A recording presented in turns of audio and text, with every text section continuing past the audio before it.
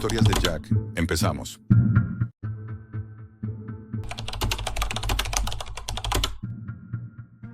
La noche en que descubrí cómo encajaban todas las piezas, comprendí que el mundo estaba más cerca del abismo de lo que jamás imaginé. No soy un divulgador, ni un tertuliano, ni un periodista.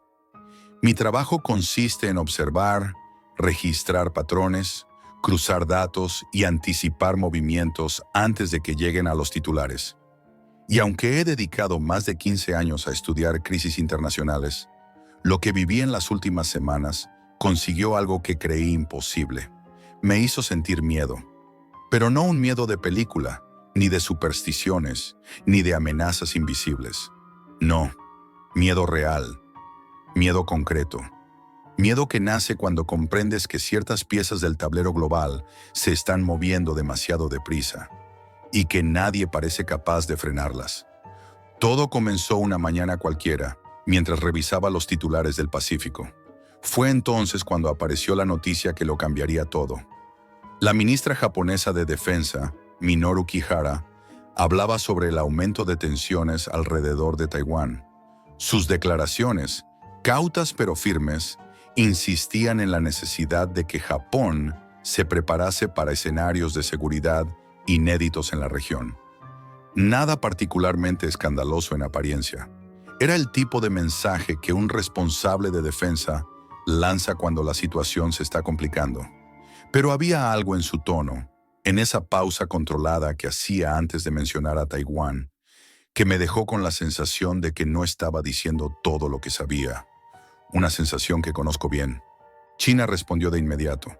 Comunicados oficiales, declaraciones de portavoces, artículos en prensa estatal cargados de tensión, provocaciones, comentarios irresponsables, distorsión de la realidad. La maquinaria diplomática china reaccionó con la rapidez de quien ya estaba preparado para hacerlo. Y es ahí, en esos detalles, donde uno percibe que algo más profundo está en marcha. Durante las horas siguientes, en redes sociales chinas se multiplicaron mensajes nacionalistas. Mientras tanto, en Japón, medios locales comenzaron a hablar de situaciones de seguridad complejas, con una frecuencia que no había visto desde hacía años. Nada de eso era alarmista, pero sí llamativo. Las palabras estaban cuidadosamente elegidas, como si los gobiernos caminaran sobre cristales rotos. Aquella noche, a las 23:18, mientras revisaba informes, recibí un correo sin remitente. Era un mensaje vacío, excepto por una sola palabra: Taiwán. Y un enlace. Uno con la estructura inconfundible de la Deep Web. Nunca se debe abrir algo así. Nunca. Pero la combinación del contexto, mi maldita curiosidad profesional y aquella intuición que llevaba días siguiéndome, como una sombra, pudieron conmigo. Hice clic. El enlace me llevó a un foro oculto que jamás había visto. Negro, minimalista. Un único hilo, anclado en lo alto. Compilación, movimientos actuales en el estrecho. Fuentes públicas más análisis militares. La frase me tensó el cuerpo entero. No porque fuese ilegal, recopilar información pública no lo es, sino porque nadie usa ese tipo de compilaciones en un rincón como ese. Era como encontrar un informe de un think tank dentro de una alcantarilla digital. Abrí el archivo principal. Al comienzo solo mostraba datos verificables, imágenes satelitales de buques chinos acercándose a la línea media del estrecho, rutas de aviones militares japoneses participando en ejercicios, horarios de patrullas, declaraciones públicas de gobernantes, mapas oficiales compartidos por ministerios de defensa. Todo accesible, todo real. Pero luego empezó lo inquietante. El documento cruzaba variables que ningún medio había comparado todavía. Frecuencia de ejercicios, distancias exactas de incursiones aéreas, ventanas temporales entre declaraciones diplomáticas y movimientos navales, fluctuaciones en el tráfico de comunicaciones cifradas. Nada de eso violaba leyes, pero el conjunto revelaba un patrón que no podía ignorarse. Cuando llegué al párrafo que decía, los valores actuales coinciden con los promedios registrados en las semanas previas a crisis militares significativas del siglo XX. Sentí un frío seco en la nuca. No porque anunciara una guerra, no lo hacía, sino porque el análisis era sólido, demasiado sólido. Mientras ampliaba un gráfico, la página se actualizó sola. Un nuevo mensaje apareció, en rojo. Jack, cierra este archivo. La información es pública, pero no el análisis. Mi nombre real. No era un alias, no era una coincidencia. Alguien sabía que yo estaba allí. Alguien me había seguido hasta ese lugar. Levanté las manos del teclado como si me hubiese quemado. Me quedé escuchando el silencio de mi despacho, intentando ordenar mis pensamientos. No debía volver al foro. No debía seguir tirando del hilo. Pero a veces, cuando algo encaja demasiado bien, ya es demasiado tarde para apartarse. A la mañana siguiente, los titulares se volvieron aún más tensos. China protestaba por comentarios desestabilizadores. Japón respondía insistiendo en que su deber era proteger la región. Taiwán hablaba de incremento inusual en operaciones aéreas cerca de sus fronteras. Estados Unidos pedía calma. Europa observaba con distancia, como quien mira un incendio en una casa vecina, esperando que no salte a la suya. Y sin embargo, para casi todo el mundo, eran noticias pasajeras. Un rifirrafe más. Pero yo ya había visto el tejido detrás de esas frases. Ya había observado la simetría inquietante entre los acontecimientos públicos y los patrones ocultos. Cada movimiento militar coincidía con una declaración política. Cada declaración con una respuesta diplomática más dura. Cada respuesta con más actividad en el estrecho.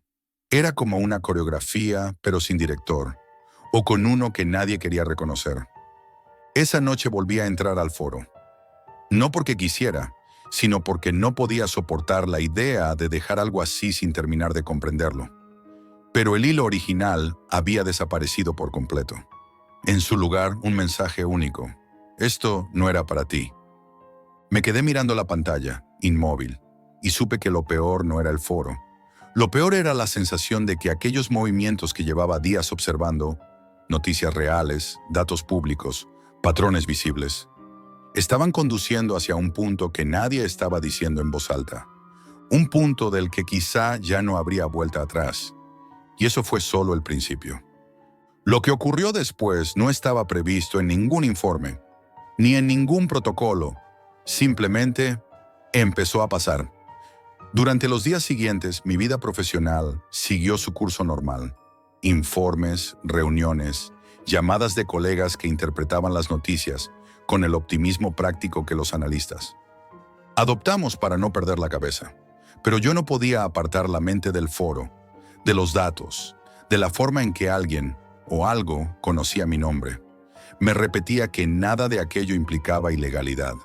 Todo eran fuentes públicas, movimientos verificados, declaraciones reales.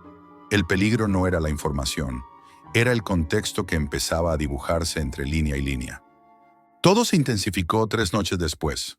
Estaba en mi despacho, revisando un mapa del estrecho de Taiwán, cuando recibí otro correo sin remitente. Esta vez llevaba un adjunto sin texto, sin explicación, sin saludo. Solo un archivo con un nombre inquietante. Correlacionesfinales.zip. Dudé. Pensé en ignorarlo. Pero mi cerebro, entrenado para detectar conexiones invisibles, pedía abrirlo como quien necesita aire. Dentro había un vídeo de apenas 1 minuto. No mostraba nada secreto ni clasificado.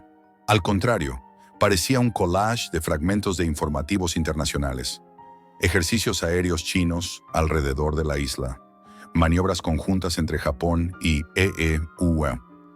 Declaraciones de portavoces advirtiendo sobre riesgos de errores de cálculo.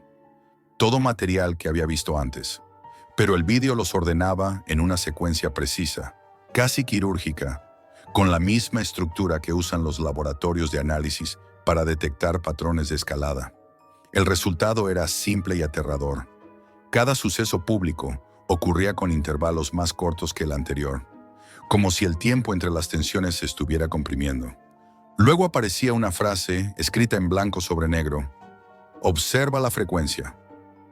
Y el vídeo terminaba. Me quedé mirando la pantalla sin moverme.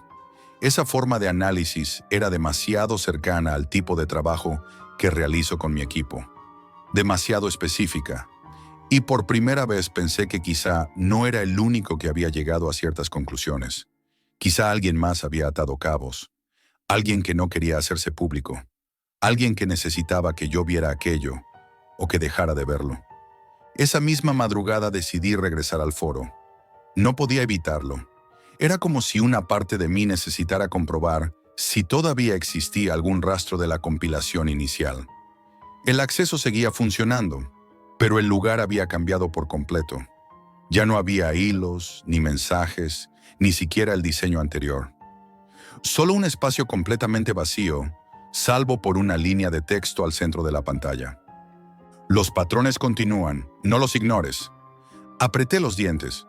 No sabía si aquello era una advertencia, un juego macabro o un intento de manipulación psicológica.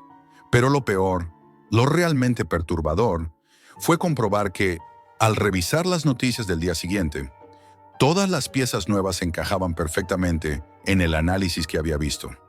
Otra ronda de protestas diplomáticas, nuevos vuelos militares sobre la zona, una declaración pública de calma que, leída entre líneas, parecía todo lo contrario.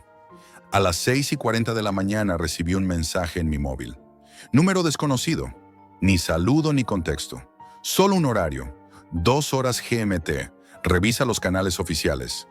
Pensé en ignorarlo, pero a esa hora me encontraba despierto, incapaz de dormir.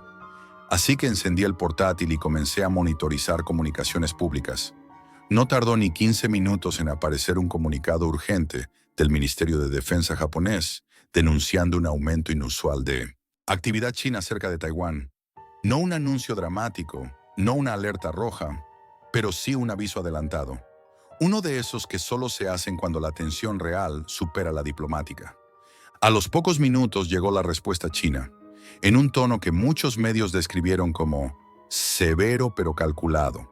Había algo casi coreografiado en la forma en que los comunicados se respondían unos a otros. Yo conocía bien esa sensación. Era la antesala de una escalada, el terreno en el que cualquier error, cualquier interpretación equivocada, podía desencadenar un incidente. Nada más peligroso que una región saturada de mensajes ambiguos. Esa madrugada, mientras analizaba los datos, volvió a aparecer un correo. Esta vez lleno de números y capturas de registros públicos, cambios en rutas marítimas, horarios de vuelos militares, repeticiones de patrones diplomáticos.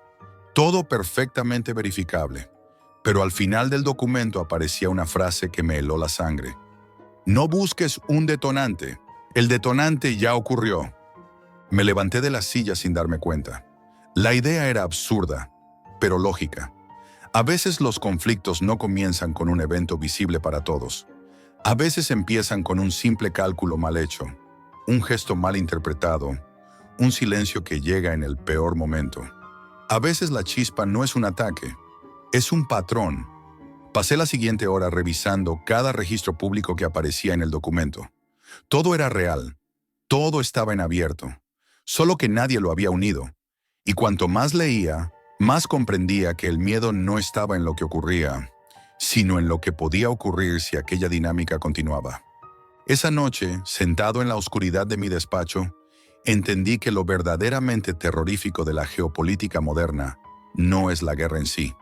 Es la posibilidad de que el mundo avance hacia ella sin que nadie lo note a tiempo, sin un anuncio, sin un disparo inicial, sin un momento claro en el que alguien pueda decir: aquí empezó todo. El Pacífico no rugía, no temblaba, no ardía. El Pacífico guardaba silencio. Y cuando una región tan tensa, tan vigilada, tan cargada de historia, guarda silencio durante demasiado tiempo, es entonces cuando los analistas como yo no podemos dormir. Porque sabemos que las guerras no empiezan con ruido, empiezan con un patrón, y yo acababa de ver uno formándose ante mis ojos. No sé quién envió aquellos mensajes, no sé quién compiló esos datos, no sé si querían ayudarme o advertirme de que no siguiera, pero comprendí algo con absoluta claridad. El mundo ya había dado un paso, y nadie parecía dispuesto a reconocerlo. Y esa, en esta época, es la forma más pura y más humana del terror. Ya formas parte de esta observación silenciosa. Si quieres que sigamos analizando juntos lo que otros prefieren ignorar, déjame un like, suscríbete y comenta qué patrón te ha inquietado más. Cuantos más seamos atentos, menos probabilidades habrá de que el mundo avance a ciegas.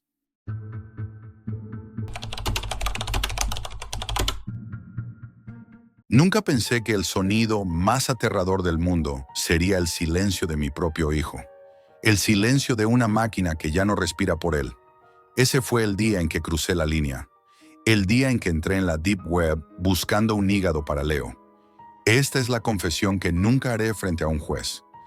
Todo empezó en un foro cifrado, un agujero negro de desesperación donde los mendigos como yo no podemos ser exigentes. Me contactó un tal Cerbero. No hubo compasión, solo un frío intercambio de datos. Los análisis de Leo, mi oferta. Su respuesta fue un número que me dejó sin aire. Una cifra imposible. Pero justo cuando la esperanza se me escapaba como la vida de mi hijo, Cerbero me envió otro mensaje. Hay otra forma de pagar, un método de trueque. Accedí a una sala de chat encriptada. Su voz, distorsionada por un filtro robótico, cortaba como un cuchillo. La economía es cuestión de oferta y demanda, Jack, dijo. Tú demandas un hígado. Nosotros ofrecemos uno, compatible, sano, listo para ser trasplantado en 72 horas. Pero tu moneda no es suficiente. Sin embargo, tu cuerpo sí lo es. El corazón me golpeó el pecho. ¿Qué quiere decir? No tu hígado, imbécil. Eso no serviría de nada. Hablo de un trueque de tejidos. Tú nos donas algo. Nosotros te damos el hígado para tu hijo. ¿Donar qué? Pregunté, con un nudo de puro miedo en la garganta. Riñón. Un ojo. Oh, las córneas. Son bien cotizadas. Es un mercado muy activo para gente que no quiere pasar por las listas de espera oficiales. Sentí que el suelo se abría bajo mis pies. ¿Está loco? ¡No puedo! Entonces tu hijo morirá. Es una elección simple. La paternidad es, al fin y al cabo, el acto de dar un trozo de uno mismo por los hijos. Nosotros solo lo hacemos literal. Colgué. Pasé toda la noche vomitando. La imagen de Leo, pálido y pequeño en esa cama de hospital, quemándose en mi retina. A la mañana siguiente, los doctores fueron claros. No hay novedades, Jack. El tiempo se agota. La desesperación es un ácido que carcome la moral, la ética, todo. Volví al ordenador. De acuerdo, escribí con los dedos temblorosos. Un riñón. Las instrucciones llegaron de inmediato. Un garaje industrial en las afueras de la ciudad. Una fecha y una hora. Ven solo. Si nos fallas, ya no habrá segunda oportunidad. Ni para ti, ni para Leo. La noche del encuentro era fría, húmeda. El garaje era un cobertizo sucio, iluminado por un fluorescente que parpadeaba como el latido irregular de un corazón moribundo. Olía a gasolina y lejía. En el centro, una camilla de quirófano portátil, rodeada de instrumental brillante y frío. No había médicos. Había dos hombres con batas quirúrgicas manchadas y pasamontañas. Un tercero, con una maleta frigorífica a sus pies, era el que hablaba. Era la voz de Cerbero, pero ahora sin distorsión. Era grave, serena, y por eso 1000 veces más terrorífica. «Acuéstate», ordenó. Lo hice. El plástico de la camilla estaba helado a través de mi camisa. Uno de los hombres me puso una vía en el brazo. Anestesia local, había dicho Cerbero. Quería que estuviera consciente. Quería que supiera el precio real de mi decisión. «Mire al techo», dijo el hombre de la voz grave. «Relájese. Piense en su hijo. Dentro de unas horas estará sano». Sentí el pinchazo de la aguja en el costado, un dolor sordo y profundo. No podía ver lo que hacían, solo el parpadeo intermitente de la luz y las siluetas de aquellos hombres moviéndose alrededor mío, como sombras en un ritual. El sonido del instrumental metálico, un susurro cortante, el roce de los guantes. Era lento, meticuloso, un robo en toda regla. Sentía tirones, una presión horrible, como si me estuvieran vaciando por dentro. El sudor frío empapaba mi frente. Pensé en Leo, en su sonrisa, Era el único cable a tierra que me mantenía de no gritar, de no salir huyendo de aquel infierno. No sé cuánto tiempo pasó, una eternidad, hasta que el hombre principal asintió. Está hecho. Uno de sus ayudantes me vendó el costado con fuerza. Me ayudaron a levantarme, mareado, con un dolor punzante que me recorría todo el cuerpo. Me señalaron la maleta frigorífica. «Ahí está», dijo Cerbero. «Su hígado. Cógelo y vete. No vuelvas a contactarnos. Para nosotros no existes». Agarré la manija de la maleta. Era increíblemente pesada para contener solo un trozo de carne. Cojé hasta mi coche, cada paso una puñalada de dolor, y conduje como un poseso hacia el hospital. La entregué en urgencias, con los papeles de compatibilidad falsificados que ellos me habían dado. Dije que era de un donante anónimo, de un accidente. Nadie cuestionó el milagro. La operación de Leo fue un éxito. Verlo recuperar el color, oír su risa débil, no hay palabras. Había pagado el precio. Un riñón a cambio de la vida de mi hijo. Lo habría dado 1000 veces. Las semanas pasaron. Leo mejoraba cada día. Yo me recuperaba más lentamente, pero la alegría era un analgésico mejor que cualquier morfina. Intenté borrar todo rastro de lo sucedido. Formateé el ordenador, cambié de número de teléfono. Creí que podía enterrar aquel horror en el pasado. Hasta que, una tarde, volviendo del supermercado, encontré un sobre debajo del felpudo de mi casa. No tenía remite. Solo mi nombre, escrito con una letra pulcra e impersonal. Dentro, una sola fotografía. Era una imagen de Leo, jugando en el parque el día anterior. Alguien le había hecho un círculo rojo en el pecho, justo sobre el corazón, y debajo, una frase escrita a mano. La calidad del producto siempre garantiza futuras transacciones. El pánico fue un latigazo de hielo en la espina dorsal. Corrí a la ventana, escaneando la calle. Nada. Solo la tranquilidad obscena de un suburbio cualquiera. Ellos no se habían ido. Me habían estado vigilando. El trueque no había sido el final, solo el principio. 2 días después sonó mi teléfono. Un número desconocido. Con manos temblorosas lo contesté. Era la voz, la de Cerbero. «Jack, espero que tu hijo esté bien y que hayas recibido nuestro recordatorio». «Déjenos en paz», supliqué, la voz quebrada. «Cumplí mi parte del trato». «Los negocios evolucionan, Jack, y tu mercancía tuvo mucho éxito. Nuestro cliente está extremadamente satisfecho con el riñón. Es joven, sano, compatible con perfiles muy exigentes». Y, espeté, con un mal presentimiento helándome la sangre. Y ahora ese cliente tiene un hijo que también necesita un trasplante, un corazón, y ha hecho una oferta irresistible, por un donante compatible. No podía respirar, el mundo se cerraba a mi alrededor. «No», logré balbucear. Ustedes tienen mi riñón, ya no tengo nada que darles». La voz al otro lado del teléfono sonó casi compasiva, y eso fue lo más horrible. «Oh, Jack, no lo entiendes, ¿verdad? Tú no eras el donante, eres el catálogo, y tu perfil biológico es uno de los más valiosos que hemos visto en años. Nuestro cliente quiere el corazón, pero hay otros interesados en las córneas, en el otro riñón, en el hígado. Tu cuerpo salvará muchas vidas, Jack. Es un legado, en cierto modo». «Es mi cuerpo», grité, la desesperación ahogándome. «Ya no. Firmaste un contrato digital de adhesión con tu primera visita a nuestro servidor. Tu cuerpo es un activo de nuestra empresa, y hemos decidido liquidarlo. Todo». Colgué. Miré a Leo, jugando tranquilamente en el suelo del salón, con sus coches. Su risa llenaba la habitación, un sonido tan puro y frágil que me partió el alma.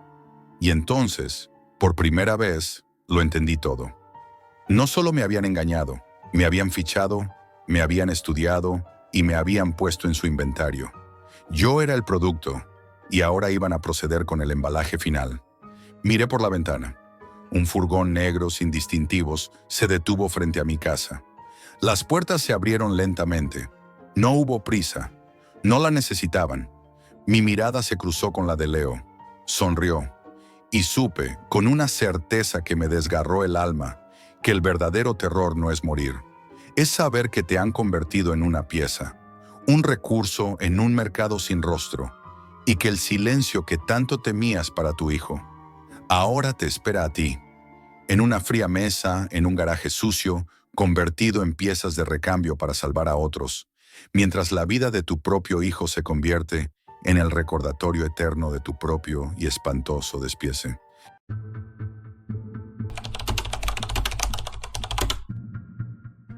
Lo que estoy a punto de contarte me ha dejado una deuda que no se paga con dinero, se paga con miedo. Si estás escuchando esto, es porque todavía puedo hablar. O eso quiero creer. Durante años pensé que la peor sensación del mundo era perder todo tu sueldo en apuestas deportivas. Pensé que no había nada más humillante que vaciar tu cuenta bancaria delante de una pantalla, mientras un partido que ni siquiera te importa decide si podrás comer al día siguiente. Me equivocaba. Lo peor no es perder. Lo peor es ganar cuando no deberías. Y que alguien, en algún rincón de la Deep Web, decida que tú ya no eres solo un apostador. Eres un instrumento. Mi vida empezó a desmoronarse meses antes de que entrara en aquella página. Tenía deudas. Muchas. 8,000 euros que debía a un prestamista que no aceptaba retrasos ni excusas. Me seguía. Me vigilaba. Me esperaba a la salida del trabajo para recordarme que el tiempo se acababa. La última vez que nos vimos, me apretó un cuchillo contra las costillas y me dijo: 2 semanas, Jack. 2 semanas o te rompo algo que no puedas arreglar. Aquella frase se me quedó grabada como un zumbido en la cabeza. Yo sabía que no tenía forma de conseguir ese dinero, y sin embargo, en vez de pedir ayuda, me hundí más. Una noche, mientras navegaba con Tor buscando foros de pronósticos, encontré un enlace enterrado entre comentarios cifrados. Shadow Bet, Sporting Info Guaranteed. Parecía una broma, pero tenía cientos de votos positivos. La página tardó en cargar, como si no quisiera mostrarse del todo. Fondo negro, texto blanco, sin logos, sin anuncios. Nada. Solo una frase que me atrapó. Apuestas deportivas con resultados garantizados. Información interna real. Solo para quienes no pueden permitirse perder. Sentí el corazón acelerarse. Casi podía oírlo, porque esa frase era para mí. Era casi un mensaje personalizado. Hice clic en acceder, aún sabiendo que estaba metiendo la cabeza en una tormenta. Dentro había foros ocultos, usuarios anónimos con nombres inquietantes, discusiones que parecían escritas por gente que sabía demasiado.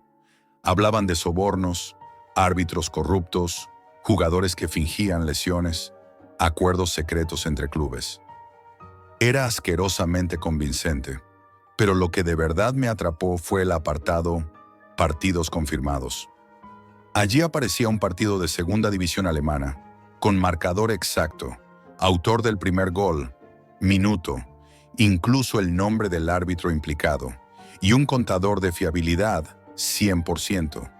Más de 100 usuarios lo habían validado. No sabía qué pensar. Podía ser falso, podía ser una estafa sofisticada. Pero joder, cuando estás desesperado no piensas en consecuencias. Piensas en sobrevivir. Aposté mis últimos 200 euros y acerté. No solo el resultado, todo, hasta el minuto del gol. Recuerdo cómo me temblaban las manos cuando vi el dinero aparecer en mi cuenta de la casa de apuestas. 1,300 euros. En mi cabeza sonaba como un susurro. Sigue, hazlo otra vez. Y lo hice. 3 noches seguidas, 3 partidos exactos, 3 victorias. Empecé a sentirme invencible. Por primera vez en años, pensé que podría pagar mi deuda, incluso irme lejos y empezar de cero. Pero la Deep Web nunca te regala nada sin pedir algo a cambio. Una noche recibí un mensaje privado en ShadowBet. El remitente era Ruth, el administrador del foro. Un nombre que ya había visto en miles de publicaciones. Un nombre que todos respetaban. El mensaje decía: Jack, queremos hablar contigo. Ahora formas parte de los usuarios de interés. Entra al chat seguro. ¿Cómo sabían mi nombre? Yo nunca lo había puesto en ningún sitio. Entré en el chat temblando. La conversación fue breve. «Has ganado demasiado rápido», escribió Ruth. «Eso llama la atención». «Si queréis que me vaya, me voy», respondí.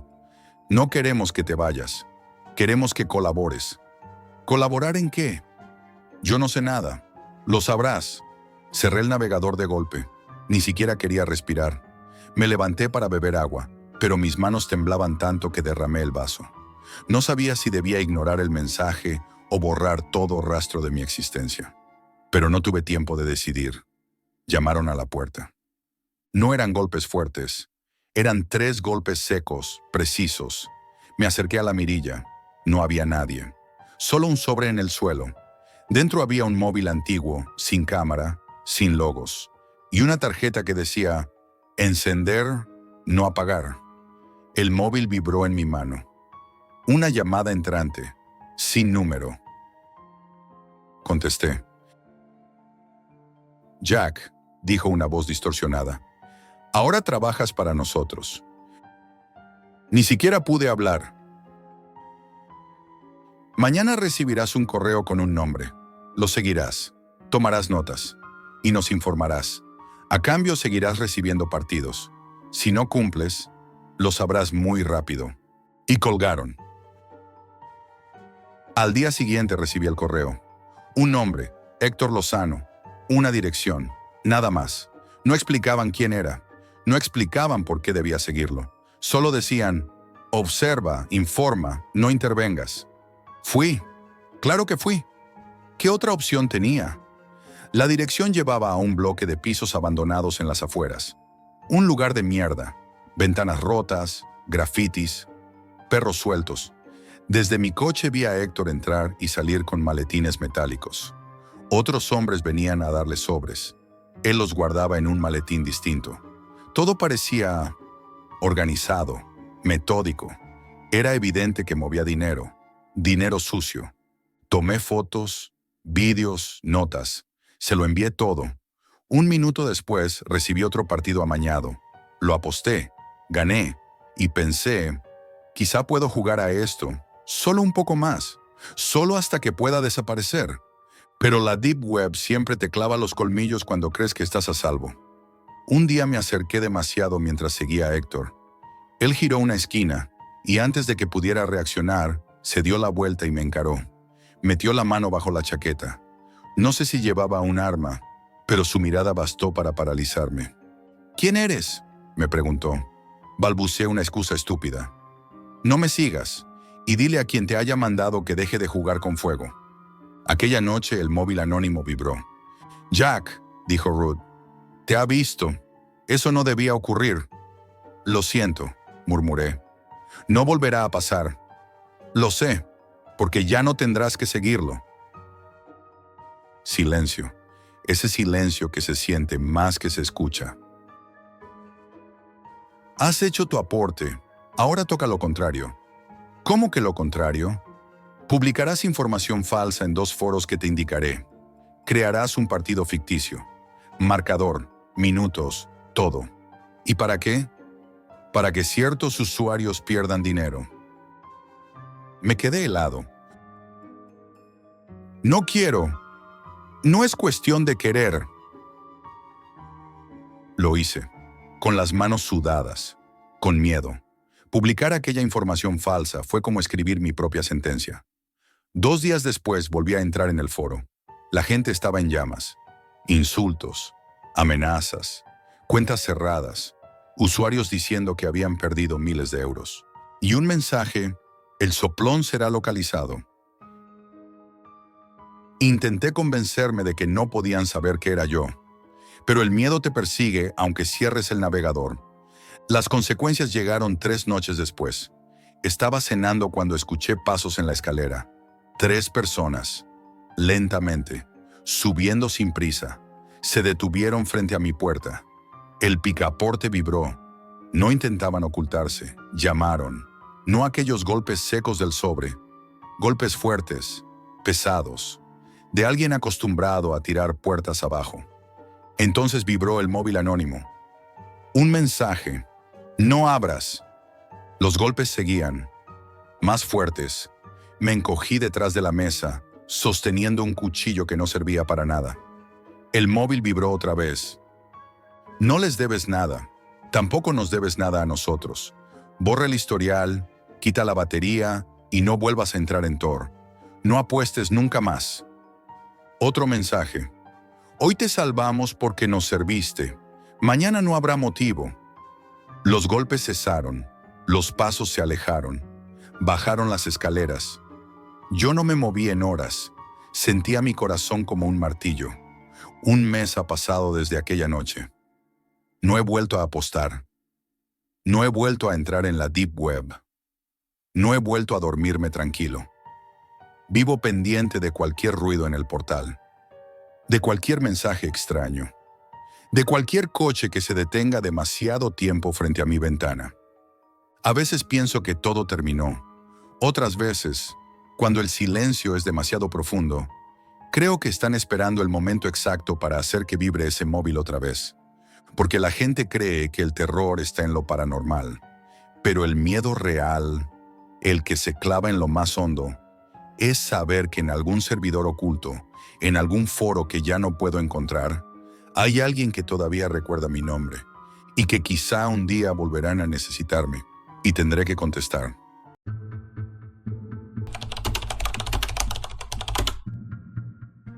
¿Alguna vez te has preguntado qué tan profundo puede hundirse la curiosidad humana antes de perderse para siempre? No hablo de abrir Tor y mirar un par de foros inofensivos. Hablo de la verdadera Deep Web, un lugar donde desaparecen los límites de lo imaginable, donde las reglas no existen y donde los que se aventuran pueden no regresar jamás. No es un lugar para curiosos ni para débiles. No importa quién era antes. Eso ya no tiene relevancia. Lo que importa es cómo la curiosidad me llevó al abismo y me obligó a cruzar un umbral del que nunca pude volver. Todo comenzó después de perder mucho más que una pierna en el ejército. Perdí mi paz mental. Intenté reconstruirme. Conocí las drogas y la desesperación. Pero finalmente logré salir. Con una computadora decente y conexión a Internet, la Deep Web apareció ante mí como una tentación silenciosa. Algo que prometía respuestas, propósito o quizás solo la emoción de lo prohibido. Al principio eran solo cosas inofensivas, foros, teorías conspirativas, debates sobre eventos extraños que no lograba comprender.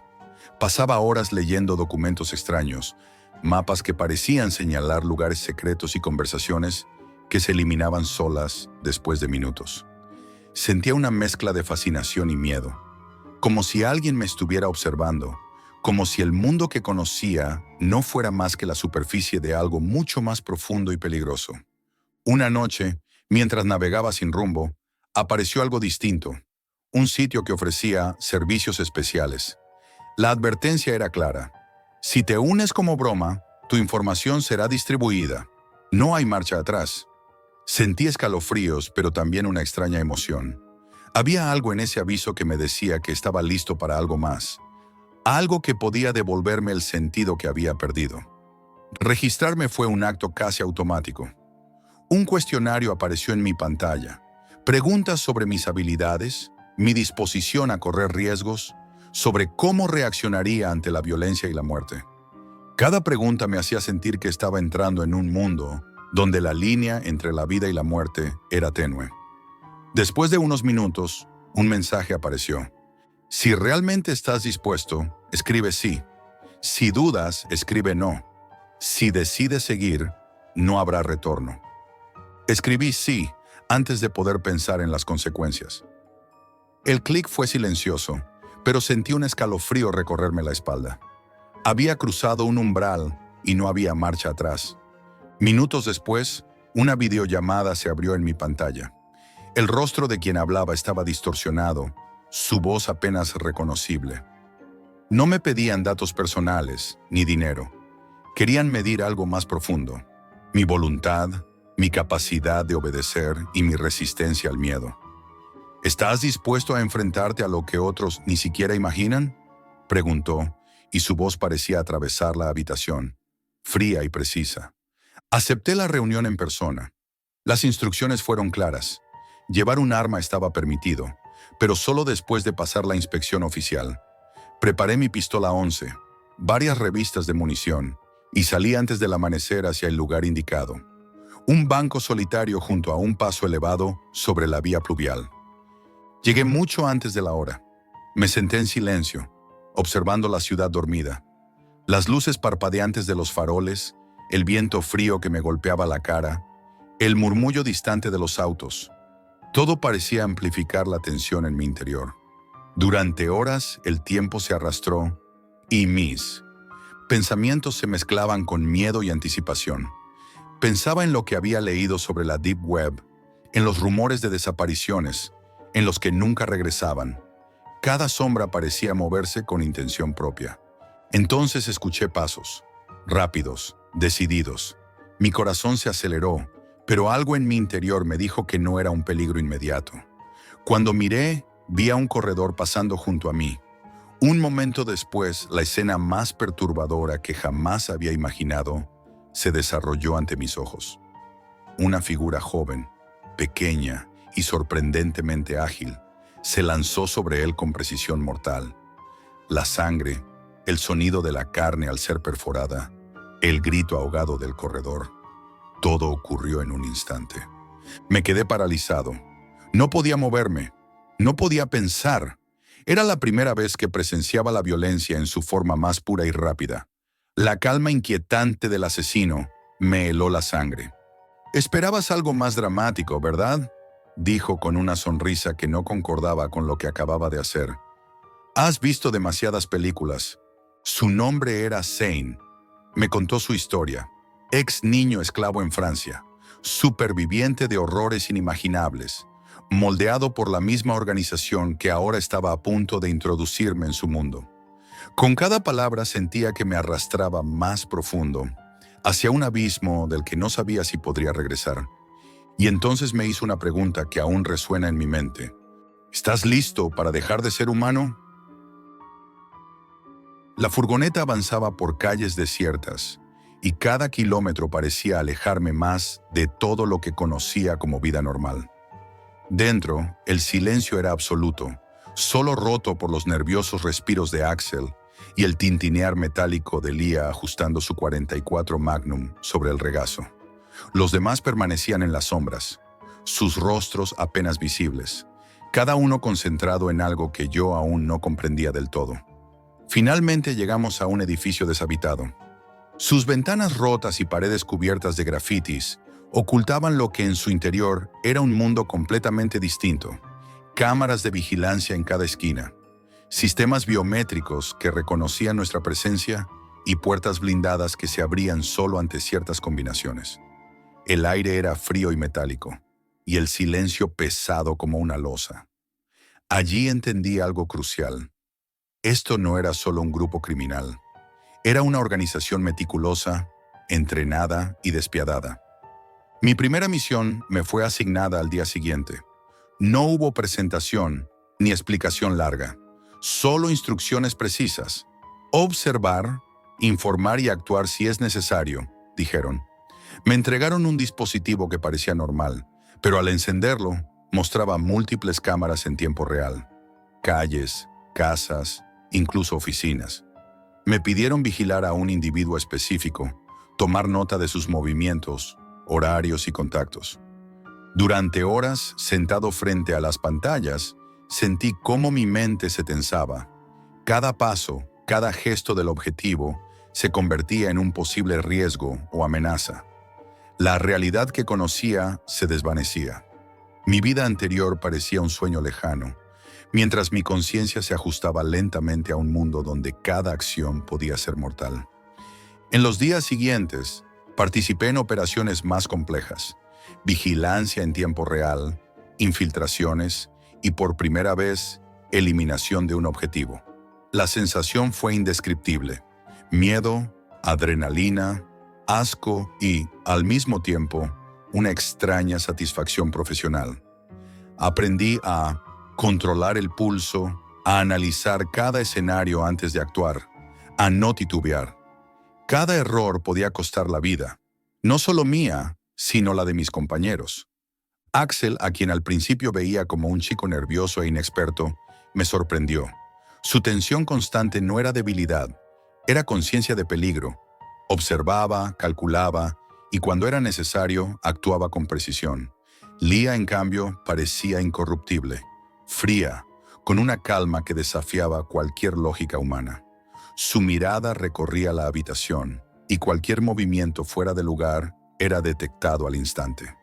Con el tiempo comprendí que, en ese entorno, cada habilidad, cada instinto, era una cuestión de supervivencia. Pero lo más perturbador no eran las operaciones, sino la transformación silenciosa que ocurría dentro de mí y de los demás. Cada misión nos alejaba más de nuestra humanidad. Cada acción nos convertía en piezas de un mecanismo que no mostraba misericordia. La línea entre lo correcto y lo incorrecto desaparecía, y yo ya no podía recordarla con claridad. Una noche después de una operación particularmente intensa, me senté solo en la base. El eco de la adrenalina todavía resonaba en mis venas, y sentí por primera vez la magnitud de lo que habíamos hecho. Vidas tomadas, secretos desenterrados, decisiones que nunca podrían deshacerse. Era un sentimiento extraño, vacío y completo al mismo tiempo, como si la profundidad de la Deep Web nos hubiera devorado un poco de nuestra humanidad y nos hubiera devuelto otra cosa, algo más frío, más calculador. Zane se acercó y me habló en voz baja, apenas audible sobre el zumbido de los sistemas de seguridad. La mayoría de los que entran aquí no sobreviven, Jack. No por la muerte, sino por lo que se llevan dentro. La oscuridad se adueña de ellos antes de que el mundo siquiera lo note. Sus palabras me golpearon, pero no podía retroceder. Había cruzado demasiado. Cada decisión, cada clic, cada misión me había arrastrado más profundo. Con el tiempo comprendí algo fundamental. La Deep Web no era solo un lugar, era un espejo de la oscuridad humana, un laberinto que te muestra lo que eres capaz de hacer cuando las reglas desaparecen. Y yo estaba atrapado en él, sin salida visible, consciente de que cada paso me alejaba de quien alguna vez fui. Si alguna vez decides aventurarte en ese mundo, recuerda esto. Algunas puertas, una vez abiertas, nunca se cierran. Y algunas veces, cruzarlas significa que nunca volverás a ser el mismo.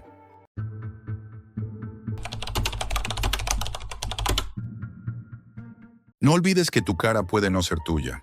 Esa frase me ha acompañado desde el primer día que pisé la Dark Web, dispuesto a vender lo único que podía fabricar mejor que nadie. Mentiras con forma humana. Esta es la historia que nunca quise contar. Si estás escuchando esto, haz caso a alguien que ya no tiene vuelta atrás. Mantén tu cara lejos de Internet, porque alguien como yo podría estar usándola ahora mismo. Al principio era solo un negocio. Vender modelos de voz, réplicas digitales, ajustes de filtros para engañar sistemas biométricos. Europa está llena de bancos, aseguradoras y empresas que creen que todo se puede proteger con cámaras y reconocimiento facial. Pobres ingenuos. Bastan 5 segundos de vídeo para robarle la identidad a cualquiera. Yo lo sabía mejor que nadie, pero nunca pensé que llegaría tan lejos. La noche en la que empezó todo llovía en Berlín. Una lluvia fina, casi silenciosa, que siempre he asociado con problemas. Estaba en mi apartamento, un cubo gris sin ventanas decentes, con el ordenador zumbando como si fuera a estallar. En la Dark Web me esperaba un nuevo encargo. Necesitaban que clonara a un hombre español, unos 50 y pocos años, cara de tipo serio, ejecutivo, quizá político, quizá empresario. No lo sé, nunca lo supe del todo. El cliente pagó sin protestar, y eso ya debería haberme alertado. En mi mundo, quien acepta mis precios sin negociar, o es idiota o no teme nada. Y aquellos que no temen nada, siempre esconden algo que podría matarte. Trabajé 2 días sin descanso. Entrené el modelo facial, el modelo de voz, sincronización de labios, reconstrucción oclusal, calibración de parpadeos. Tenía al tipo tan estudiado que podía prever cómo arrugaría la frente si le sorprendieran. Lo fascinante es que cuanto más perfecta es la réplica, más inquietante resulta. A veces veía la cara del hombre en pantalla y sentía que realmente me estaba mirando, que sabía quién era yo. Pero imaginé que era el cansancio, siempre lo es, hasta que deja de serlo. El cliente pedía vídeos extraños, No mensajes directos, sino escenas. Sujeto mirando a la derecha, sujeto girando la cabeza con miedo, sujeto susurrando como si alguien estuviera detrás de la cámara. No había pedido actores digitales, había pedido emociones humanas concretas. Y eso solo se pide cuando quieres manipular a alguien cercano, a alguien que conoce la expresión exacta del modelo real. Yo seguí trabajando porque necesitaba el dinero y porque fingía que nada me afectaba. Pero la verdad es que sí me afectaba. Mucho. La noche del tercer día, un archivo apareció en mi servidor. No lo subí yo. Nadie debería poder subir nada allí. Era un vídeo de 23 segundos. El hombre real, el del que yo había clonado la cara, miraba a la cámara con los ojos hinchados, respirando como si huyera de algo. Si ves esto, no sigas. No permitas que usen mi cara. Por favor, no lo hagas. Luego el vídeo se cortaba. Revisé metadatos. Alguien lo había insertado minutos antes sin dejar rastro. Eso no era un hacker normal. Era alguien con recursos que superaban cualquier cosa que hubiera visto. Intenté ignorarlo. Cumplí el último pedido que el cliente me mandó. Un guión extraño, casi una declaración formal, redactada con el estilo de alguien acostumbrado al poder. Grabé el deepfake, pero al revisar el audio escuché un susurro que no pertenecía al modelo. Lo analicé, bajé la velocidad. Era la voz del hombre real, y decía mi nombre, mi verdadero nombre, uno que nunca uso en internet. Al oírlo sentí un frío que no sabría describir. Esa gente no estaba jugando. Sabían quién era yo, dónde vivía, lo que hacía. Sabían todo. Decidí rastrearles, como si eso sirviera de algo. La ruta de IPs viajaba por media Europa. Alemania, Polonia, Francia, Rumanía. Saltos imposibles, servidores gubernamentales mezclados con instituciones falsas. Hasta llegar a un destino final. Un edificio en Madrid, un edificio del Estado. Ahí entendí que no eran mafias, ni estafadores, ni chantajistas. Era una operación real, quizá un experimento, quizá una purga interna. Yo solo era el instrumento que necesitaban para quebrar a alguien importante. Y el hombre del vídeo era la víctima. Esa misma noche decidí huir. Cogí mi maleta y bajé por las escaleras. El edificio estaba en silencio total, como si estuviera vacío. Fuera, las calles parecían detenidas. Sin coches, sin pasos, sin vida. Un silencio tan perfecto que parecía artificial. Fue entonces cuando mi móvil sonó. Un número desconocido. Contesté. Al otro lado escuché la respiración del hombre y luego su voz. Gracias por tu trabajo, Jack. El proyecto ha sido un éxito. Ya no eres necesario. La pantalla estaba apagada, pero la voz seguía sonando. De lo más profundo del aparato. Lo tiré al suelo, pero siguió hablando. No corras, te estamos observando. Corrí igual, como un animal, esquivando sombras que parecían seguirme sin moverse. Doblé una esquina y un coche negro pasó despacio. 2 hombres dentro mirando hacia donde yo estaba oculto. No parecían policías, ni espías. Parecían hombres acostumbrados a obedecer sin dudar y buscar sin preguntar. Me escondí en un hostal, cerré las cortinas, coloqué una silla en la puerta, encendí el ordenador y encontré un nuevo mensaje del cliente. Entrega verificada, pago completado y un enlace. Lo abrí. El hombre al que había clonado estaba en una rueda de prensa. Decía palabra por palabra el guión que yo había grabado. No era mi deepfake, era él. Él repitiendo el mensaje, obligado, manipulado, convertido en una versión viva de la copia que yo había creado. La simulación había nacido para quebrarle la voluntad, y lo había conseguido. Desconecté todo y empecé un viaje sin destino. Pasé por Praga, Viena, Bruselas.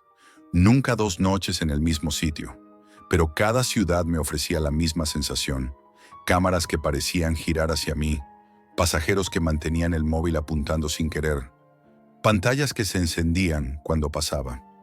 Una vez, en una estación, vi mi propia cara en las noticias, pero no era yo. Era un vídeo de mí, supuestamente grabado en Berlín, entrando en un edificio que nunca había pisado. Un deepfake mío. Perfecto. Alguien había usado mis propios modelos. Alguien me había clonado a mí. Ahí entendí el final del mensaje. Ya no eres necesario. No solo me buscaban, me estaban reemplazando. Desde entonces vivo escondido. No miro espejos, no uso teléfonos, no hablo con nadie, porque no sé qué versión de mí está hablando en otro sitio. No sé si soy el original o si solo quedo yo porque aún no me han casado. A veces escucho mi propia voz decir cosas que no recuerdo haber dicho, en televisores encendidos en bares, en anuncios de YouTube, en audios filtrados. Mi voz, mi dicción, mi forma de respirar, todo perfecto. Demasiado perfecto. He aprendido a identificar sonidos en la noche, los pasos lentos en escaleras de hoteles, el clic de una cámara activándose, el zumbido de un dron. Sé que vienen a por mí, pero no sé cuándo, ni quién, ni por qué. Solo sé que la cara que ves en el espejo es una máscara que alguien puede copiar. Y que en algún servidor perdido hay una versión de ti capaz de decir cualquier cosa, hacer cualquier cosa, confesar cualquier crimen en tu nombre. No me busques, no intentes rastrear nada de esto. No tiene sentido. Yo ya no soy dueño de mi cara, ni de mi voz, ni de mi vida. No sé cuánto tiempo me queda, pero sé que cada día pierdo un poco más la certeza de ser yo. Porque cuando vendes identidades ajenas, la primera que acabas perdiendo es la tuya. Y cuando un día despiertes y veas tu cara en un vídeo que nunca grabaste, entonces entenderás lo que yo entendí demasiado tarde, que la peor pesadilla no es que te roben la vida, sino que te reemplacen tan bien que nadie eche de menos al original.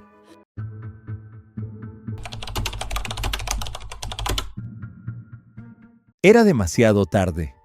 Todo empezó como una simple curiosidad, una búsqueda de rutinas avanzadas que no encontraba en ningún gimnasio ni en ningún foro público. Me llamaba la atención la exclusividad, la sensación de estar accediendo a algo prohibido, un conocimiento que solo unos pocos privilegiados conocían. Yo, entrenador y exculturista retirado, creía haber visto de todo, pero pronto comprendí que aquel mundo era distinto. No había límites, no había reglas, solo un extraño orden que solo unos pocos podían descifrar. Al principio era solo información técnica, tablas de entrenamientos imposibles, dietas que desafiaban toda lógica, secretos de química deportiva que jamás habría confiado a un cliente. Pero pronto me topé con algo distinto. Anuncios de testosterona y anabólicos, con nombres que sonaban a laboratorios clandestinos y fórmulas que prometían resultados en semanas. No era solo un negocio, era una especie de ritual, donde cada compra, cada mensaje, tenía un peso y un significado propios. Recuerdo el primer mensaje que recibí de uno de esos vendedores. Su tono era frío, casi quirúrgico. No había conversación, no había relación, solo instrucciones precisas. Cómo transferir dinero, cómo enviar la dirección de entrega, cómo recibir los paquetes sin levantar sospechas. Esa frialdad me inquietó. No era el tipo de comunicación a la que estaba acostumbrado. Cada palabra parecía calibrada para medir mi reacción, para estudiar hasta dónde estaba dispuesto a llegar. Cuando recibí el paquete en un apartamento temporal en Los Ángeles, la sensación de vulnerabilidad fue inmediata. Cada frasco estaba envuelto con cuidado, etiquetado con códigos que no entendía del todo, con instrucciones que parecían escritas para alguien que entendería mucho más de lo que yo sabía. Al tocar las ampollas sentí un escalofrío.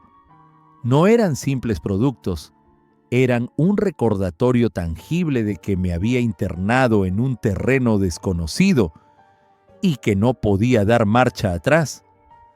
Empecé el ciclo siguiendo al pie de la letra cada indicación. Los primeros días fueron normales. Más energía, mejor recuperación, un ligero aumento de fuerza que me hizo sentir que había tomado la decisión correcta. Pero pronto surgieron los primeros signos de que algo no estaba bien.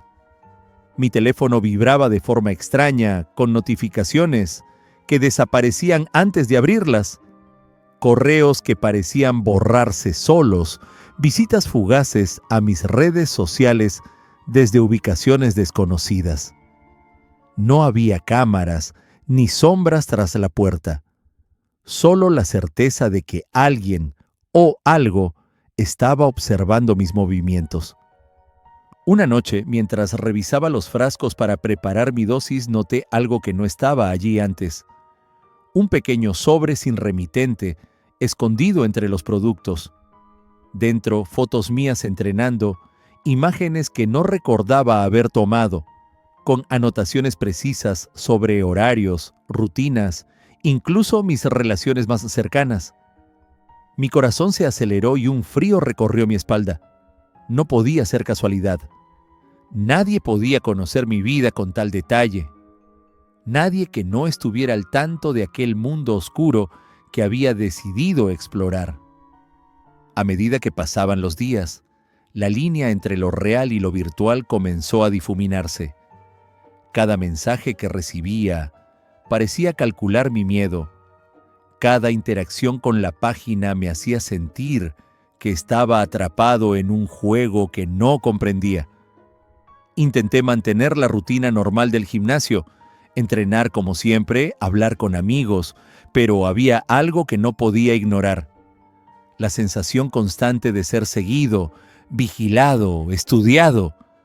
Era como si la página conociera mis pensamientos antes de que yo mismo los tuviera. Incluso mis entrenamientos comenzaron a transformarse. Movimientos que antes me resultaban naturales, ahora me hacían mirar a mi alrededor, sentir cada sombra, cada sonido del gimnasio con desconfianza. Había algo en la precisión de los productos, en la forma quirúrgica de los mensajes, que me obligaba a cuestionar todo. Mi cuerpo, mi fuerza, mi propia cordura. La paranoia se fue instalando lentamente, silenciosa, hasta ocupar cada rincón de mi día a día. Cada noche antes de dormir, revisaba una y otra vez los frascos, los sobres, los mensajes. Sabía que algo en esa página me estaba moldeando, no solo físicamente, sino mentalmente. Y cuanto más intentaba alejarme, más atrapado me sentía, como si cada paso fuera previsto, como si la curiosidad que me había llevado allí me hubiera encadenado para siempre a un mundo de fuerza y miedo que no podía controlar. Desde aquella noche en que encontré el sobre, nada volvió a ser normal. Cada vez que salía del apartamento, sentía que alguien podía estar esperándome, que incluso la calle, los coches y las sombras tenían ojos invisibles. No había manera de comprobarlo, no había evidencia física, solo una presión constante que me aplastaba el pecho y me aceleraba la respiración. Me di cuenta de que mi obsesión por entender la página y sus productos había pasado de ser curiosidad a algo mucho más peligroso, una especie de dependencia del miedo. Los mensajes comenzaron a cambiar.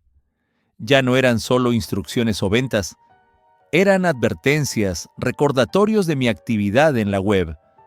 Cada correo estaba redactado de manera fría y calculada, mencionando detalles de mis rutinas de entrenamiento e incluso insinuando que conocían mi horario de comidas, mis suplementos, la cantidad exacta de descanso que me tomaba. Era imposible que alguien tuviera acceso a tanta información y, sin embargo, estaba allí, en mi bandeja de entrada, como un susurro que no podía ignorar. Una tarde, mientras organizaba los frascos en la estantería del baño, noté que uno de ellos estaba ligeramente fuera de lugar. Lo revisé con cuidado y descubrí un código grabado a mano, apenas visible, que no coincidía con las etiquetas originales. No era un error, era un mensaje oculto. Esa pequeña acción me hizo comprender que no solo estaban observando, sino que podían manipular incluso los objetos que tocaba. Sentí un escalofrío que me recorrió de la cabeza a los pies. Decidí enfrentar la situación de frente. Contacté con el vendedor a través de la web, intentando entender qué estaba pasando. Su respuesta fue directa y perturbadora. Nos aseguramos de que estés siguiendo el camino correcto. No confundas atención con amenaza. Esa frase me dejó sin aliento.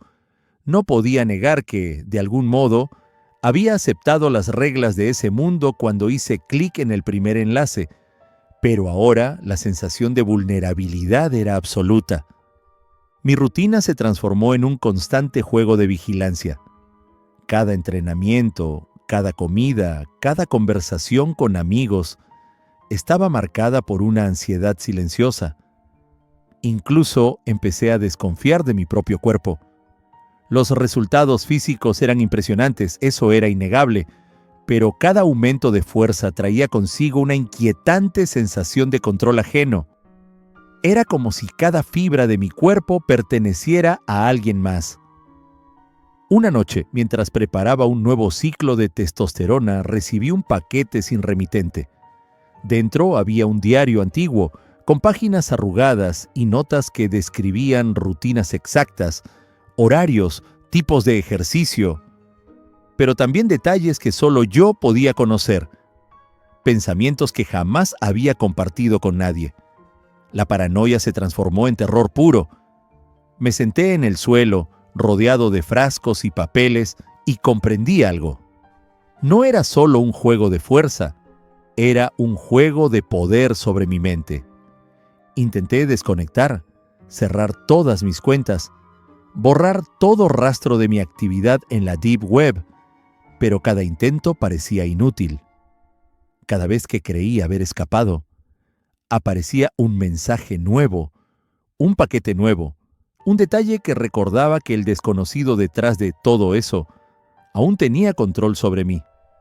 Empecé a aislarme, a reducir mis salidas, a desconfiar de todos, incluso de mis amigos más cercanos. La obsesión por entender aquel mundo oscuro y peligroso se había convertido en una prisión invisible. Finalmente comprendí que no era el producto lo que daba miedo, sino la persona que lo ofrecía. Un desconocido capaz de manipular mi vida, mis miedos y mi ego solo con información, códigos y hormonas. Cada frasco, cada mensaje, cada fotografía, cada sobresalto inesperado me recordaba que había cruzado una línea de la que no podía regresar. Ahora vivo con esa sensación de vigilancia constante. Cada clic en un enlace, cada correo, cada movimiento tiene un peso aterrador. He aprendido que en la Deep Web no hay reglas, solo contratos invisibles con la paranoia. Y mientras más fuerza obtenía, más frágil me sentía. La certeza de que jamás podré borrar mi rastro me persigue. Y sé que cualquier curiosidad futura podría arrastrarme aún más profundo en ese abismo de control y terror. Nunca desearé tener esa fuerza. Lo único que deseo ahora es que nadie más haga clic en aquel enlace. Esto es todo por hoy, amigos, y recuerden, la realidad siempre supera a la ficción.